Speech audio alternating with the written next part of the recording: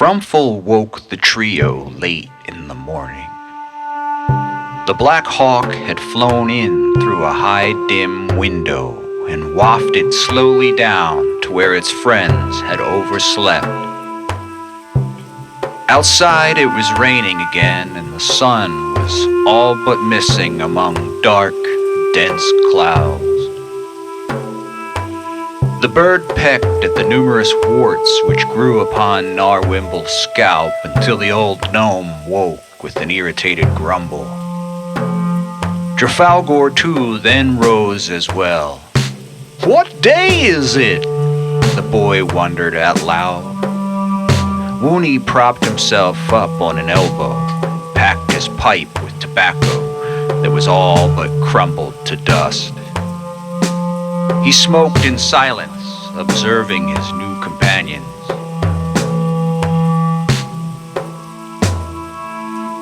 Gnarwimble did a squat stretch and his bones made snapping sounds. Frumful tells me that the rain is fast.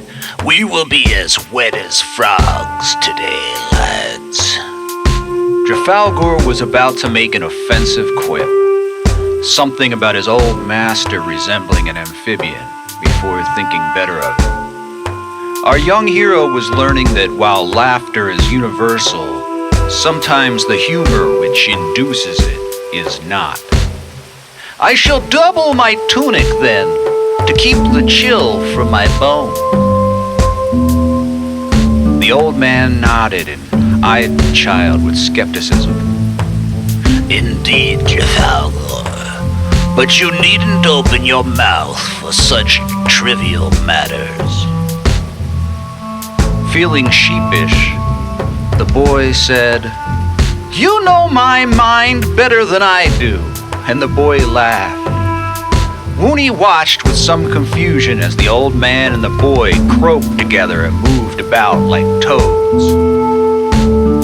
The group was unaware that Veronica, queen of the white horses, had betrayed them to Warlyrk's servant, and it was a good thing too, as their delicious breakfast of berries and custard would have been spoiled. Instead, the three of them ate with smiles as sweet as their treats. It was almost afternoon when they were packed and ready to depart. Annabelle walked with them down the sloping hills northeast of the castle and bid them a safe journey, shaking the rain from her mane and tail. Gnarwimble neighed and gritted his teeth, blowing air from his nose intensely, to which Annabelle followed suit. They did not see Veronica on the day at all. The grass was slick under their feet, forcing them to move cautiously. Gnarwimble had been unhappy they had squandered the morning on dreams and explained that they should make their way beyond the Burger Downs to Dog's Hole, where they could hold up for the evening. "It is 7 hours' march, certainly no more than 8. At Dog's Hole, we could cut the soft, pliable branches of the song tree to make a lean-to so that we can be dry and warm in the evening. From there, the eaves of Xandal will be no more than 2 days' hike to the north." Druhfalgor sighed to himself, taking a deep breath, but said nothing. He was impressed with Woony's stoic approach to hard work and took inspiration from the man. Despite their long rest, he felt quite exhausted. He thought to himself, "I will do what is required of me and not fret, for I am son to Pyllandar, who would take shame in laziness."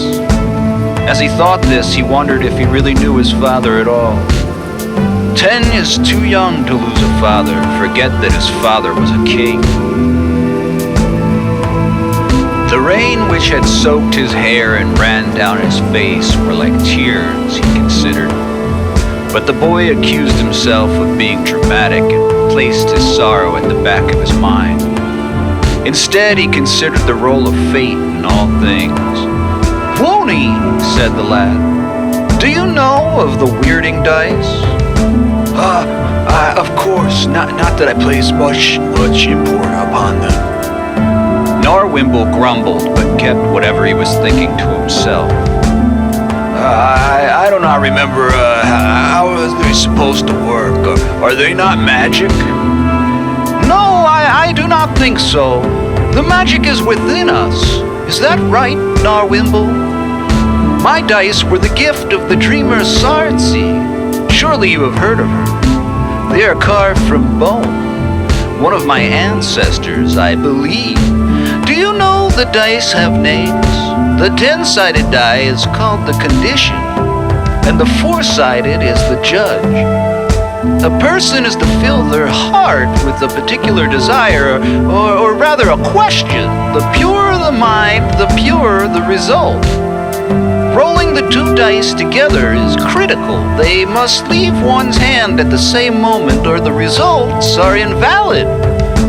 The condition is your answer, but the judge explains it. For instance, Woony, let's say you rolled a serpent condition and a sail judge. You know all the different etchings, do you not? The serpent indicates adversity. The sail indicates stasis. Context matters, of course, but you would take that to mean that there will be no change, for better or worse, in whatever struggle pertained to you. Only a dreamer can go deeper. Gnarwimble, how does the dreamer do that?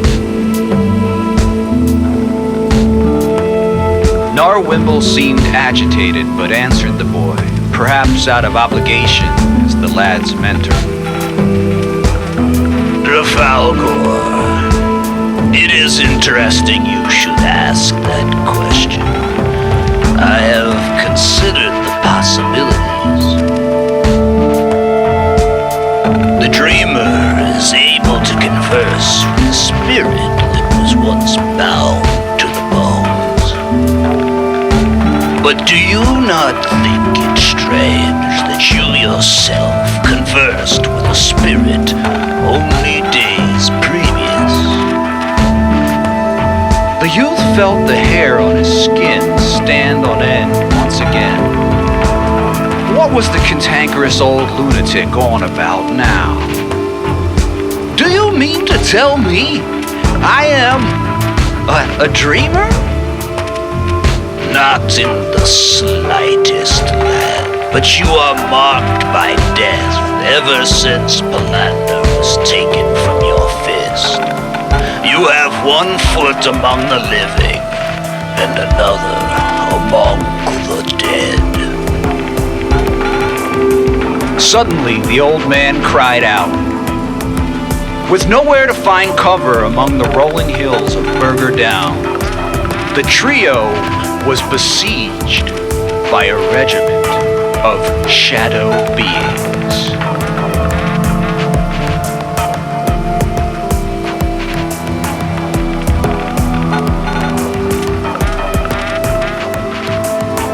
Two dozen of the shapes surrounded our heroes as the rain poured down on them.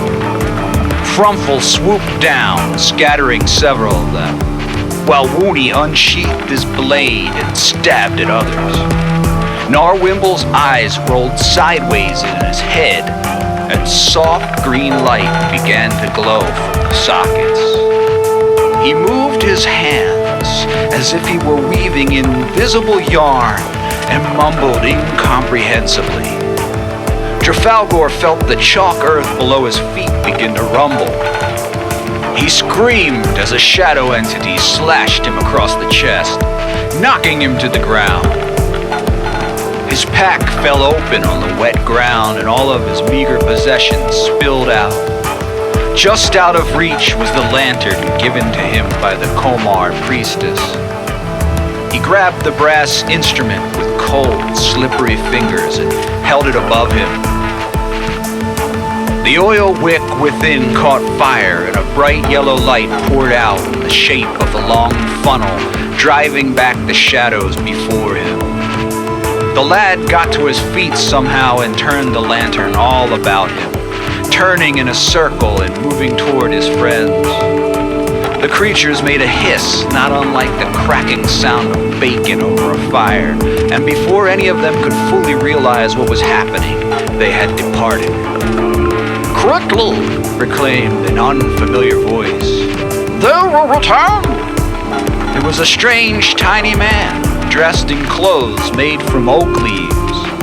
He beckoned them to follow, and they were at his back, entering a crevice between rocks. The lantern showed the way as they crawled, hands and knees taking on mud through a root-wormed tunnel, and after some time, when they breached the ground, they found themselves in a wondrous forest. The ground was dry, they could hear the rain landing on the canopy